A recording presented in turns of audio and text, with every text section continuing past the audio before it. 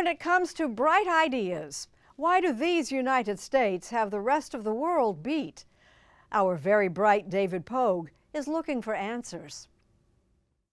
If you plot the origins of the greatest inventions in history, you start to notice a pattern.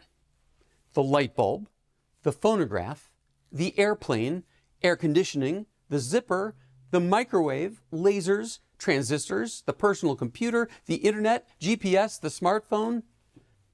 No country on earth has as rich a history of modern invention as this one. But my question is, why is that? Well, the answer may start with a guy from Ohio. We all know Thomas Edison invented the light bulb. Kinda. What we like to say is Thomas Edison invented a commercially practical light bulb. Hal Wallace is a curator at the Smithsonian's Museum of American History. Light bulb was just one component. Oh. He was inventing new dynamos, cables, switches, sockets, meters. If you're going to sell electricity, you got to have a meter. So it's a systems approach. On New Year's Eve, 1879, Edison gave an unforgettable demo in Menlo Park, New Jersey. He lit up the grounds, he lit up the laboratory, he lit up the office building with about 100 of these light bulbs and invited the press to come out to Menlo Park and see what we've done. He especially invited his investors. And that must have been mind-blowing for a world who had not seen these. When the lights come on, it's almost a mystical experience because these are not candles, they're not gas lights, they don't hiss, they don't smoke, they don't create noxious odors. You turn it on, it just sits and it glows. So we know him for the phonograph and for the light bulb. What else was there in his portfolio? Quite a lot. Motion pictures, Portland cement. Occasionally, we also have on display one of Edison's talking dolls, which is one of his famous flops.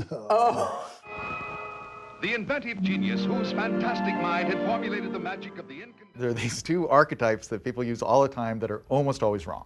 And they are the kind of lone genius coming up with a brilliant idea and having that idea in a moment of sudden inspiration. That is almost never the case. Stephen Johnson has written 14 books about innovation. I'm just wondering, what do you all think? He also co-founded a new Google AI tool for research called Notebook LM. Edison gave a lot of credit to the crew. He has a famous line where he's like, I'm not so much a generator of ideas as I am a sponge. Edison called Menlo Park the invention factory.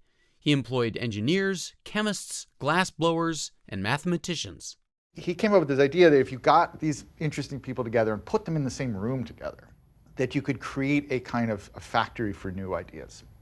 And that's what Menlo Park became. Today, Americans come up with more inventions than ever.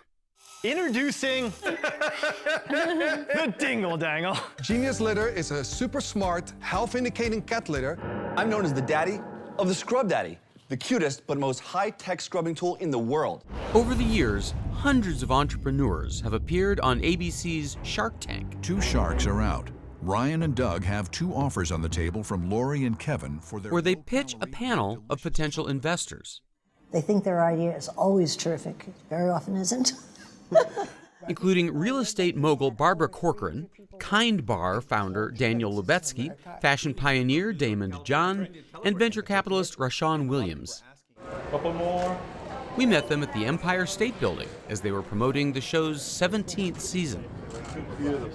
As Thomas Edison might have said, genius is 1% inspiration and 99% perspiration. Anybody could come up with an idea. Everybody has at least a dozen. Really, everybody's got an idea.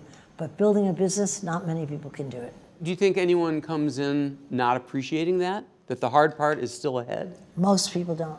But David, it's not necessarily bad that entrepreneurs don't know how hard it'll be. I would have never done what I've done. Never. That's a deal. Come see Daddy. This really is the big one. If you think about, electricity, the personal computer, the internet, it's all American stuff. So why? Why this country? The people that founded the country and went against all odds to come here. So we got the cream of the crop of the world. Are you saying also the pioneering spirit of all the immigrants and all the people that tried things out and bring that spirit of and they bring that spirit on, and then you have the top people around the world who left for either famine, atrocities. What they made it over here. Yep.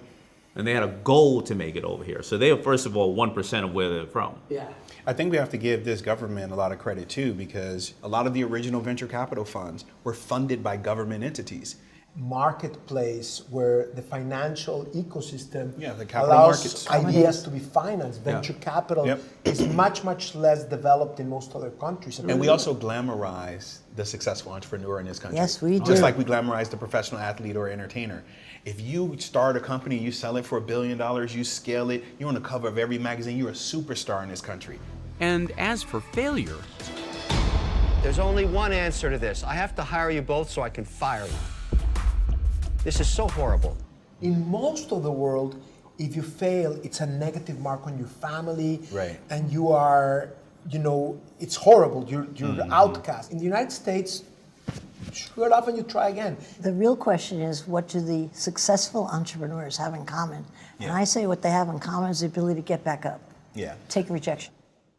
according to Google's Stephen Johnson, history is periodically upended by huge foundational technological breakthroughs.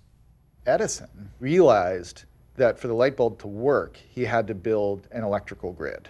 But it was the grid that really changed everything, because once you had power to your homes, like, yeah, you could turn on the light, but you could also build a dishwasher, and you could have a television, and you could have a radio. The personal computer launched another huge round of innovation, and then the internet, and now artificial intelligence. All of it invented in America.